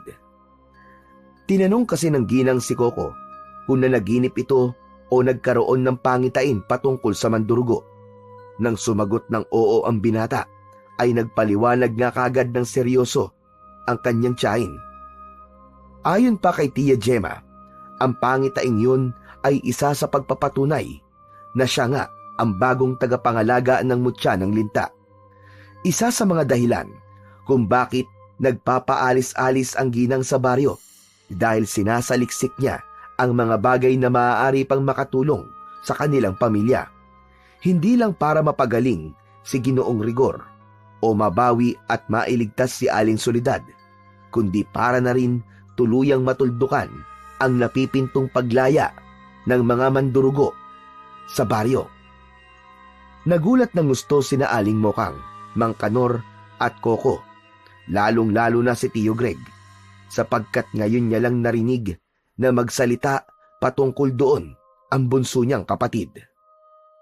Noon kasi ay tila walang pakialam si Gemma sa mga nangyayari sa kanyang pamilya, kaya hindi rin masyadong naging malapit ang loob dito ni Greg. At ngayon, naririnig niya ang bunsong kapatid ay parang gusto niyang maiyak sa tuwa at humingi na rin ng tawad sapagkat mali ang naging panguhusga niya. Habang wala pa si Lolo Marciano, ay nagsagawa muna ng orasyong pamproteksyon si Tia Gemma kay Coco. Nagulat naman si Tio Greg dahil hindi niya rin lubos akalain na mas marunong pa sa kanya ang bunsong kapatid pagdating sa bagay na yon. Nagbigkas lang ng mga salitang pang-orasyon ang ginang at ipinaulit niya sa binatang Manileño. Makalipas ang ilang minuto, nang matapos sila, ay naramdaman kagad ni Coco ang matinding pagbabago sa kanyang katawan. Pakiwari niya ay ligtas na siya sa kahit na anong panganib, pero nagbabala pa rin si Tia Gemma dahil mandurugong may taglay na kalahating kapangyarihan ang kanilang kalaban na walang iba kundi si Lola Soledad na isa rin sa mahal nila sa buhay, ang kanyang lola. Maraming salamat po, Tia Gemma. At gusto ko lang din pong humingi ng tawad kasi nung una ko po kayo nakita natakot po talaga ako sa taglay niyong aura. Mapandaya po talaga kung minsan ang tinatawag na first impression. Ako rin, Gemma. Pasensya ka na kung nausgahan kita kagad sa maraming bagay na nakikita ko. Kaya lumayo ang loob ko sa'yo. Lahat pala na naiisip ko ay mali. Hindi pala totoong wala kang pakialam sa pamilya natin. Kabaligtaran pala ang lahat.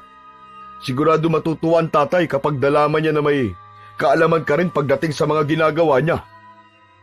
Nakangiting nagpaliwanag si Gemma na mismong si Lolo Marciano ang nagtuturo sa kanya. Napaismid naman si Greg sapagkat pakiramdam niya ay pinagtaguan siya ng ama patungkol sa bagay na yon. Pabira! Parang naisahan niyo yata ako ni tatay Ikaw kasi yata, Tiyo. Puro lang kasiyahan yata ang inaatupag burrito Naisahan ka tuloy nila Lolo at Tia. Mabilis na lumipas ang oras. Pagdating ni Lolo Marciano ay nakumpirma nga na mandurugo ang sumalakay sa mga hayop ni Kamiging. Kamuntikan pa nga siyang madamay. Mabuti na lang daw ay tumalon siya sa balon at doon nagtago. Dahil tuloy sa nangyari, ay umugong na nga ang balibalita patungkol sa muling pag-aasik ng lagim ng mandurugo sa baryo. Hindi na ito mapagtakpan dahil marami na ang nakakaalam sa nangyari. Pagsapit ng 10:00 ng hating gabi, habang nasa silid, ay muling sumagi sa isip ni Coco ang sinabi kanina ng kanyang lolo habang naghahapunan sila. Kadalasan kasi kapag nagkakaroon ng bulos, ilang araw na nagiging mataas ang tubig sa ilog, kaya walang nagtatangkang lumusong doon. Mga ilang araw ding magtitiis ang mga taga-baryo na hindi makatawid sa kabila, lalo na ngayong nasira na ang tulay dahil na rin sa kalumaan. Ilang araw na lang pala at uuwi na ako. Hindi ko rin pala madadala pa uwi ang inaasahan ko magpapabalik sa dating sigla ng tatay ko. Pero okay na rin itong nangyari. At least, nakilala ko ang buong pamilya ni tatay. Biruin mo yun? May lahi pala akong kaniri at albularyo. Ang akala ko, sa pantaserye ko lang napapanood ng mga ganito. Meron pala talaga sa totoong buhay. Napabuntong hininga siya at pumikit sa kahinayaan ng sarili na anurin ang diwa sa karimlan. Dahil na rin sa pagod, ay lumalim din kagad ang pagtulog niya. Subalit napabalikwas siya ng bangon nang biglang hatakin ng kanyang Tia Gemma. Pagdilat ng mga mata ay nakita niya rin ang Lolo Marciano at Tio Greg. Apo, ipinaliwanag na sa akin ni Tia Gemma mo ang lahat. Tatanungin kita ngayon na seryoso. Handa ka ba sa anumang mangyayari kung sakaling kukunin natin ang kalahati ng mutya? Opo, Lolo. Aaminin ko po, kinakabahan po ako. Dahil wala po akong kahit na anong kaalaman sa mga nangyayari. Pero yung determinasyon ko mapabuti ang tatay ko, yun po magiging lakas ko. Kung ganon, nakapagdesisyon na rin kami at napagtanto ko na ang lahat ng to ay para rin sa ating pamilya. Sa tatay mo, sa lola Soledad mo, at sa mga kababaryo. Ililigtas natin silang lahat. Magtutulong-tulong tayo. Kung ganun, di niyo na po muna ako pauuwiin, Lolo. Tiyo? Tiya? Tulad na sinabi ni tatay, haharapin natin to bilang isang buong pamilya. Kukunin natin ang mutya ng linta para mapagaling si Kuya Rigor at ililigtas natin ang Nanay Soledad, pati ang baryo. Kailangan na natin tapusin to.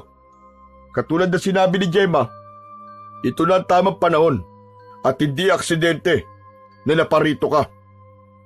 Maraming salamat po, Tiyo. Lolo, Tiya. Pagkatapos nilang magyakapan, ay wala na nga silang inaksayang sandali. Gamit ang owner-type jeep, ay nagtungo na sila sa ibaba ng bundok malapit sa kinaroroonan ng Mandurugo. Dumating din doon ang sasakyan ni Kapitan Aduares, Konsehal Abrugar at ang iba pa. Pero hindi na sumama ang dalawang opisyal. Ang grupo kasi nila ang magbabantay sa baryo kung sakaling merong sumalakay. Kinausap lang ni Lolo Marciano ang kapitan at pagkatapos ay umalis na sila kasama ang iilang kalalakihan. Maya-maya pa ay narating na nila ang isang maliit na kubo. Pagpasok dito ay tumambad kagad sa paningin ni Coco ang isang malaking lumang mesa na may nakatirik na iba't ibang hugis at laki ng kandilang puti at pula. May mga tuyong dahon din na nakalagay doon at iba't ibang uri ng sandata at pangontra laban sa alagad ng kadiliman. Tumayo si Lolo Marciano sa tapat ng mga to at saka inorasyonan ang nasabing mga sandata at pangontra. Pagkatapos bigkasin yun ng matandang albularyo ng 3 beses, ay sumenyas na si Tia Gemma sa mga kalalakihan na kumuha ng mga sandata at pangontra na kaya nilang gamitin. Nang lumabas na ang mga kalalakihan, ay nag-focus naman ang mag-amang albularyo kay Coco. Naramdam ang tensyon. Huwag kang mag-alala, Apo. Naniniwala kaming magiging maayos din ang lahat. Maniwala ka lang din at hindi ka pababayaan ng manlilikha. Maraming salamat po, Lolo. Tiya. Ngayon ay pagkakalooban ka ulit namin ni Gemma ng isang orasyon na magpapatibay sa iyo sa laban na to. Limitado lang ang oras, pero naniniwala kami na bago yun matapos, ay nasa iyo na ang mutya ng lintang magliligtas sa ating lahat. Wala nang nagsalita sa kanilang tatlo. Pagkatapos nun, sinimulan na ni Tia Gemma ang paunang orasyon. Sumabay naman si Lolo Marciano pagkalaon at matapos ang 6 na ulit na pagbibigkas ng orasyon, ay saka na nagbigkas ng panapos ang matandang albularyo. Pagtapik ng matandang lalaki sa noo ng kanyang apo, ay damang-dama nga ni Coco ang malumanay, malakas at nakakaginhawang enerhiya na dumaloy sa kanyang katawan. Pagkatapos ng orasyon, ay sobrang gaan ng kanyang pakiramdam na para siyang nakalutang sa alapaap. Grabe tong pakiramdam ko, Lolo, Tiya. Para ako nasa langit. Ang gaan ng pakiramdam ko ang ginawa. Ang kaginawaan yan ang magliligtas sa iyo laban sa kasamaan na po. Ngayon umanda ka na dahil ito na ang takdang panahon. Pagkatapos ng mga orasyon, ay lumabas na sila ng silid at doon nga ay tinipon na ni Lolo Marciano ang mga kasamaan bago magpaliwanag. Sa gitna ng kabundukan ay nakakulong ang mga mandurugo. Subalit dahil sa isang pagkakamali, merong malayang nakakalabas-masok ng kanilang piitan. Dahil yon sa kalahating kapangyarihan ng mutya ng linta at natitirang kalahati ay nandun mismo sa pinakagitnang lawa. Naghihintay sa bagong tagapagmana Yun ay walang iba kundi si Coco Martinez, ang huling tagapagmana sa aming angkan. Narito tayong lahat para tulungan siyang makuha ang mutya sa abot ng ating makakaya. Gagawin natin ang lahat ng ating tungkulin hanggang sa matapos ang ating misyon. Sa oras na magtagumpay tayong lahat, ay maliligtas na ang buong baryo, hindi lamang sa mga mandurugo, kundi sa kahit na anong masasamang kampon ng kadiliman. Makakaasa ba kami sa inyong tulong at suporta, mga kababaryo? Nagsigawan ang mga tao na halatang puno ng determinasyon at tapang na mailigtas ang buong baryo laban sa kampon ng kadiliman. Subalit ako na nagsasabi sa inyong lahat, hindi basta-basta makukuha ang mutya na yon, sapagkat nasa mandurugo ang kalahati ng mutya. Biyasa siya doon sa paggamit, kahit hindi buong kapangyarihan. Hindi niyo rin naman kailangan mangamba, dahil meron kayong sandata at pangontra. Ang hiling ko lamang ay, ingatan tayong lahat ng may kapal. Muling nagsigawan ang mga tao at pagkatapos nun ay muli ring hinarap ni Lolo Marciano ang kanyang apo. Apo, ikaw ang pag-asa ng mga taga-baryo. Mag-iingat ka, dahil hindi na ako sasama pa sa inyo. Babalik ako sa baryo para maging katuwang nila kapitan kung sakaling merong gawing kakaiba si Soledad at gamitin ang kapangyarihan ng mutya na nasa kanya. Mag-iingat po kayo, Lolo Marciano. Ikaw din na po. Huwag kang mangamba. Pagdating sa pakikipaglaban, dahil bukod sa Tiyo Greg at Tia Gemma mo, kasama mo ang ibang taga-baryo na handa kang tulungan. Ang tanging layunin mo lang ay kunin ang natitirang kalahati ng mutya, at sa oras na mapasakamay mo yon, ay kusang mawawala ang bisa ng natitirang kalahati kay Soledad. Tatandaan ko po ang lahat ng sinabi niyo, Lolo. Pagkatapos nilang magyakapan, ay wala na silang sinayang na pagkakataon sapagkat lumalalim na ang gabi at mas lalong nangingibabaw ang kapangyarihan ng mandurugo. Kailangan na nilang makapunta sa gitna ng lawa para makuha ang kanilang pakay. Pagkasenyas ni Tiyo Greg sa mga kasama, ay magkakasunod nilang tinahak ang daan papunta sa nasabing lokasyon. Makalipas ang ilang minuto, pagkapasok pa lang nila sa kagubatan, ay humangin na kagad ng pagkalakas-lakas. At pagkatapos, umuyog ang mga puno na tila nagsasayawan at nagliliparan ang iba't ibang uri ng ibon na tila nabulahaw. Sinundan yon ng nakakakilabot na alulong ng mga aso mula sa hindi kalayuan. Dahilan naman para panayuan ng balahibo si Coco. Nagmasid sila sa paligid at naging alerto sapagkat nararamdaman na nilang may nagbabadyang kung anong panganib.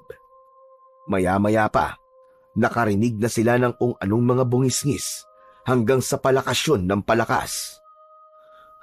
Teka, ano yung bungisngis na yun? Malamang, ginamit na naman durugo ang kaalaman niya sa mutya. Ano-ano po ba ang kapangyarihan taglay ng mutya ng linta, Tiyo? May 3 uri ang mutya ng linta.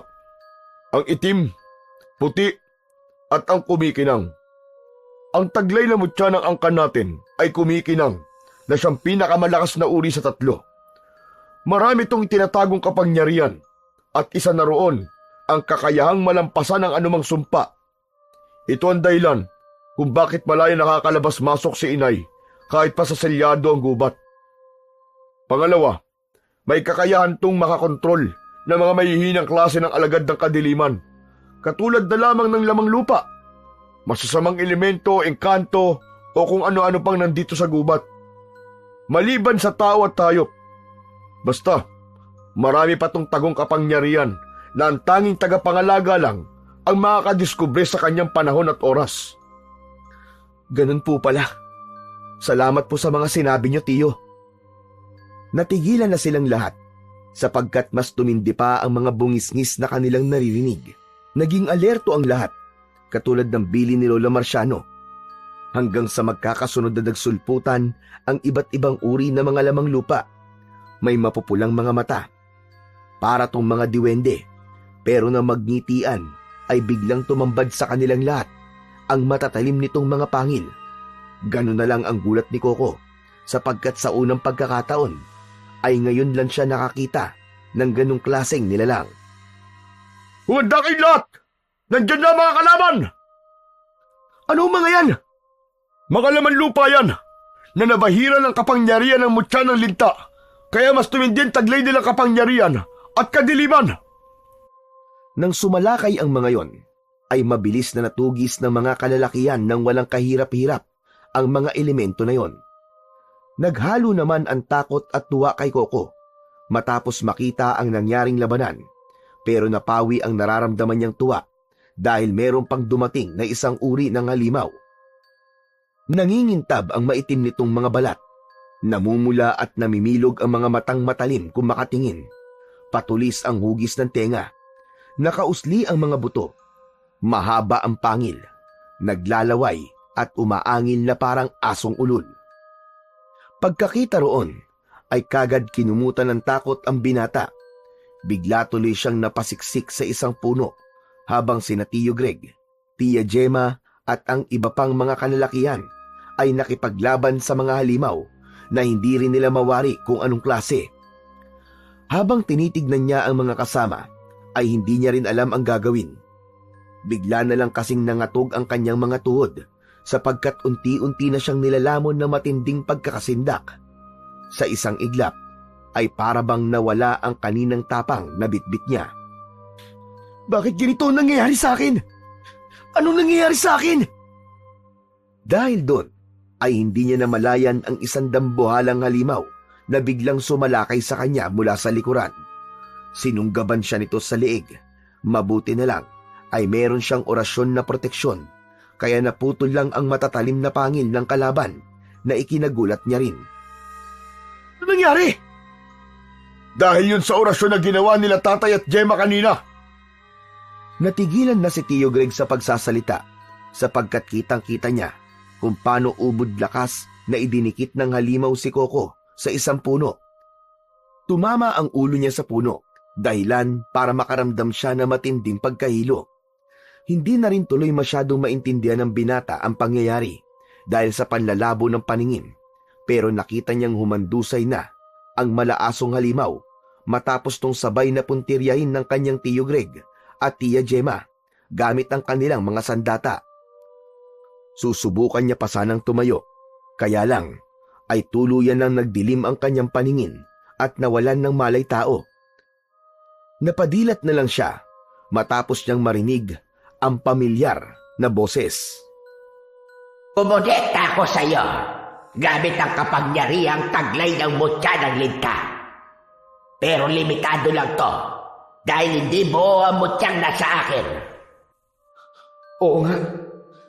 Ikaw nga si Lola Soledad ko. Pakiusap, itigil mo na to. Ibalik mo na sa akin ang mutya. Nagpapatawa ka ba, Coco?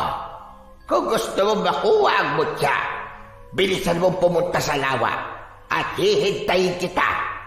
Pero wag mo akong hintayin na mainip dahil siguradong paglalaroan ko, hindi lang ang mga kasama mo ngayon, kundi ang lahat ng tao sa baryo. Isang malakas at nakakakilabot na halakhak ng demonyo ang huling narinig ng binata bago siya maimasmasan. Naabutan niya ang sarili na inaakay ni Tio Greg at Tia Gemma, kaya bumitaw kagad siya sa dalawa dahil sa hiya. Alam niya rin kasing nahihirapan na ang dalawa sa pakikipaglaban, katulad ng iba nilang kasamahan na nagpapatuloy pa rin sa pakikipagsagupa kahit mga sugatan na. Ayos ka na ba, pamangkin? Pasensya na't nahuli ako Muntik ka patuloy mapahamak. Wala po kayong dapat ihingi ng pasensya, Tio. Okay lang po ako. At huwag niyo po ako masyadong alalahanin. Hindi na halos natapos ni Coco ang pagsasalita sapagkat mula sa hindi kalayuan sa mataas na burol na kita sa kanilang kinatatayuan ay sumambulat sa kanila ang mga itim na engkantong nasa higit 20 ang dami. Pinagmasdan niya ang mga kasama na alam niyang pagod na rin dahil sa pakikipaglaban, kaya tinawag niya ang lahat sa kamatapang na nagsalita. Mga kasama, alam ko pong pagod na kayong lahat. Maraming salamat po sa inyong pag-alalay sa akin. Huwag po kayo mag-alala, Tio Greg, Tia Gemma. At sa inyong lahat, nakasama ko ngayon. Gagawin ko po mga kaya ko para makuha ang pag-asa nating lahat. Ang kalahati ng mutya ng linta. Sama-sama nating iligtas ang baryo at ang isa-isa. Walang mamamatay sa ating lahat dito. At uuwi tayo ng ligtas. Dahil sa determinasyong yon, ay ramdam na ramdam niya ang malaking pagbabago sa kanyang katayuan.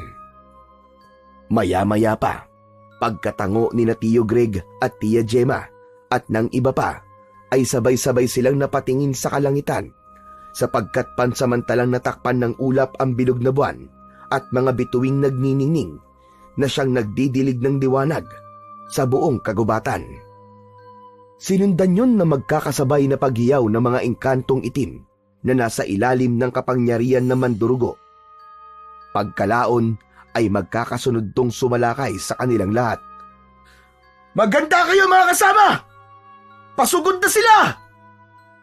Lalaban tayo hanggang kamatayan!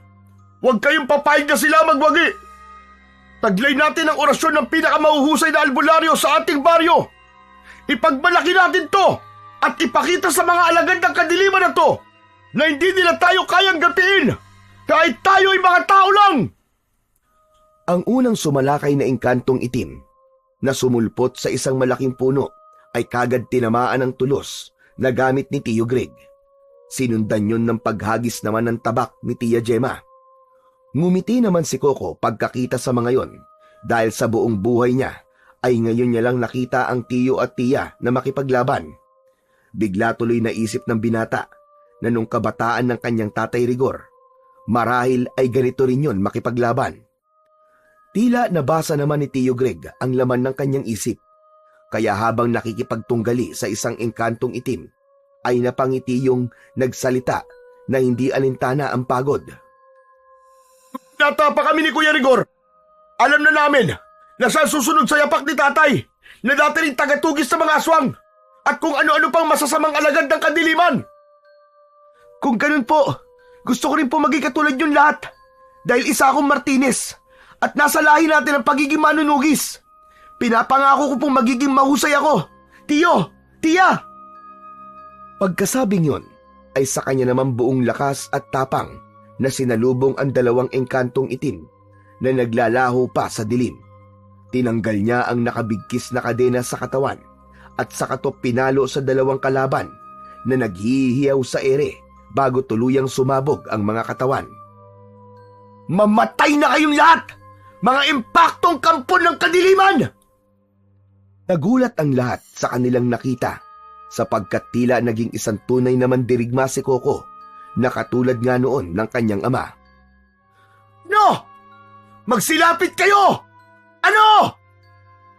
Nag-alangan na ang mga kalaban sapagkat ayaw nilang sapitin ang katulad ng nangyari sa naunang dalawa. Subalit nang marinig nila ang nakakatakot at nakakabinging hiyaw ng mandurugo na bigla na lang sumulpot sa impapawid, napilitang sumugod ang mga engkantong itim kahit alam nilang wala na silang laban sa grupo nila Coco. Pare-pareho ang sinapit ng mga kalaban na sumalubong kay Coco at sa tulong na rin ni na Tio Greg, Tia Gemma at iba pang kasama ay natalo nila ang higit sa 20 engkantong itim. Pagkatapos nun ay magkakahilera silang tumayo at pinagmasdan ang mandurugo na nananatili lang sa ere habang tila naiirita na sa kanila. Gumawa ulit ito ng nakakakilabot at nakabibinging ingay bago pasigaw na nagwika. Magaling, magaling! Iba talaga ang kapangyarihan ng mga Martinez. At sa tulong ng mga taga-baryo, nagapi niyo ang mga kaaway na pinadala ko! Lola Soledad! Itigil niyo na to! Hayaan mo na kami makuha ang mutya sa lawa! O kung gusto mo, kunin mo na yon para matapos na ang lahat ng to! Tanga ka ba? Kung ganun lang kadali yun, dapat ginawa ko na noon pa! Bobo! Huwag mo kong matawag-tawag na lola! Tanga na, nabobo pa ako. awit talaga sa'yo. Anong binubulong-bulong mo dyan, Masyado niyo akong pinasaya. Damhin yun lahat ang kapangyarihan ng isang mandurugo. At sa oras na makumpleto ko umutya, pakakawalan ko ang kadiliman at lahat kayo ay mamamatay! Inay! Tama na po! Pakiusap, bumalik ka na sa amin! Nandito kami ni Gemma! Tingnan niyo siya, Inay! Kailangan ka namin! Hindi na tumugon ang mandurugo. Pinagmasdan lang nito ng matalim ang magkapatid.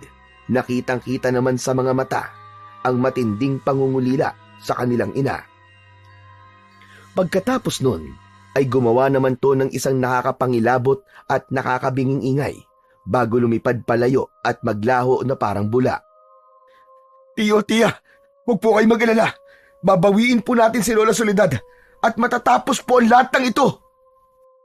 Maraming salamat, Pamangkin, sa pagpapagaan mo ng loob namin ni Gemma. Pagkatapos ng pag-uusap na yon, ay kagad naman nilang hinarap ang mga kasama. Pinalakas rin ni Coco ang loob ng mga yon, kahit ang totoo ay medyo nangangamba rin siya. Ramdam niya kasi ang madilim na dumadaloy sa katauhan ni Lola Soledad dahil sa taglay nitong kalahating kapangyarihan ng mutya ng linta. Kung gusto niyo po, magpahinga na po muna tayo bago puntahan ng lawa. Mahaba pa naman po ang oras bago sumikat ang araw. Mas maigi po na makabawi ang lakas ng bawat isa. Maraming salamat, Pamangkin, dahil ramdam namin ang pag-aalala mo para sa bawat isa. Pero habang tumatagal tayo rito, mas lalo nagiging mapanganib para sa bawat isa. Mas mainam na magpatuloy na tayo para matapos na ang lahat ng ito. Para matapos na ang misyon natin. At hindi na rin makaisip ang mandurugo ng kanyang gagawin laban sa atin. Sumang-ayon din si Tia Gemma at ang iba pang kalalakihan, kaya hindi na rin nakipagtalo pa ang binata. Nagmadali na nga sila papunta sa lawa kung saan naroon ang kalahati ng mutya. May mga pangilan-ngilan pa rin silang nakakasugupang lamang lupa, pero kagad din nilang nagagapi ang mga ito. At bukod doon, may ilan ding iba't ibang uri ng elemento ang nakikipagsabayan, subalit wala ring laban ang mga ito sa kanila. Mas malakas kasi ang orasyon na ginamit ni Lolo Marciano at Gemma sa kanilang mga sandata, kaya hindi na sila mapigilan pa. Pagkalipas ng 20 minutos, ay narating na nila ang tuktok ng bundok. Pagdating doon, ay nakita nila ang maliit na lawa na merong patulis na batong tila nakausli. Nandun ang kumikinang na bagay, nakitang-kita sa kanilang kinaroroonan. Nang makita yun ni Coco, ay nakaramdam siya ng kakaiba, dahilan para kumabog ng malakas ang kanyang dibdib. Mga kasama, nakikita niyo yung gumagalaw-galaw na kumikinang na yon? Yun ang kalahating mutya ng linta. Nakita ko na ang mga to sa aking pangitain. May mga linta rin nakapalibot sa batuang yan. Palagay ko iligtas naman. Hindi lang ako sigurado kung anong meron sa lawa at kung gaano to kalalim. Mag-iingat tayong lahat, mga kasama, dahil may nararamdaman akong panganib sa paligid. Sigurado ako na may inihandang patibong ang mandurugo. Tama ang sinabi ni Tiyo. Mag-iingat po tayong lahat at mas mainam na magdalawaan tayo habang papunta sa lawa. Kapag nakuha ko pa umutya, sabay-sabay na po tayong aatras. Sumang-ayon ang lahat sa sinabing yun ng binata, at nang matapos makapagplano, ay sabay-sabay silang tumakbo sa lawa papunta sa kinaroroonan ng mutya. Eksakto naman na habang nagtatakbuhan sila, ay lumitaw na ang bilog na buwan sa ulap, kaya muli itong nagdilig ng liwanag sa buong kapaligiran. Kasunod nito ay isa-isa na ring naglitawan ang mga malalaki at maliliit na lamang lupa. Meron pang tila mababangis na hayop na itsurang baboy ramo, itsurang aso at itsurang kabayo. Sabay-sabay na sumalakay ang mga yon, kaya dumipensa ang lahat laban sa mga kaaway. Mag-iingat kayong lahat, mga kasama! Manatili lang tayo sa plano! Walang aatras hanggang hindi na kukuha ni Coco umutya ng linta! Katulad ng napag-usapan, humiwalay sina Coco, Tio Greg at Tia Gemma. Ang iba naman ay pumalibot sa kanila habang tinatahak nila ang lawa. Nang tumuntong na ang mga paa ng bawat isa sa tubig, ay nagsimula na ang bakbakan. Naghumiyaw ang mga lamang lupa dahil sa hagupit ng mga sandata nilang dala. Walang nakaligtas sa kanilang kalaban na tila mga fireworks na sumasabog sa ere. Dahil tuloy doon ay napilitan ang mandurugo na lumabas para inganyohin ang mga kontrolado niyang kampon ng kadiliman. Makinig kayo mga mabababang uri ng nilalang. Kung sino makakapatay sa mga yan, lalo na sa mga Martinez na alam kong kilalang kilala nyo, sisiguraduhin kong makakasama ko sa hapag at magkakaroon ng taglay na lakas mula sa kapangyarihan ng Butya ng Linta. Naghiyawan ang mga halimaw habang sumasalakay, kaya naging alerto rin ang mga tao. Tiyo, lumitaw na po si Lola Soledad! Makinig ka! Kapag nakatungtong ka na sa bato, ipaubaya mo na sa amin si inay. Kunin mo na kagad ang mutya at lunukin mo to. Sa ganung paraan, ay makukuha mo ang kapangyarihan at mabubuo na ulit ang mutya. Mawawala kay inay ang kalahati dahil mapupunta na to sa'yo. Sige po, tara na tiyo! Tiya! Habang patuloy na nakikipaglaban ang mga kasama, sina Coco, Tio Greg at Tia Gemma ay matuling tumakbo papunta sa bato at ang sinumang sumasalubong sa kanila ay nauuwi kagad sa kamatayan. May isang malaking lamang lupa na dumamba sa likuran ni Coco, dahilan para mabitiwan niya ang hawak na sandatang kadena. Tumilapon yun sa kung saan, kaya nangapa-ngapa pa siya sa tubig habang iniiwasan ang kaaway. Natakasan niya kagad ito at agad ding napatay ng kanyang tiyuin at pagkatapos ay nagpatuloy na sila sa pagtakbo. At nang malapit na siya sa nasabing bato, ay saka lumagpak sa harapan nila ang mandurugong si Lola Soledad. Natigilan silang lahat sapagkat muli nila itong nakita ng harap-harapan. Inay! Tiyo! Ilag! Mabuti na lang ay naitulak ni Coco ang tiyuin na tumilapon sa tubigan. Pagbangon ng Ginoo ay saka lang to nahimasmasan, lalo na nang batukan siya ni Gemma at ipaalala ang kanilang pakay. Kitang-kita ni Coco ang malakas na pagbuga ng hangin ng kanyang tiyuin bago to pasigaw na nagsalita. Coco! Kami ng bahala ni Gemma rito! Magmadali ka na! Bilisan mo! Sige po, tiyo! Ibalik mo nanay ko! Walang yaka, mandurugo ka! Pagmamasdan pa sana ni Coco ang tiyo at tiya na nakikipaglaban, pero sinalakay na siya ng kalaban.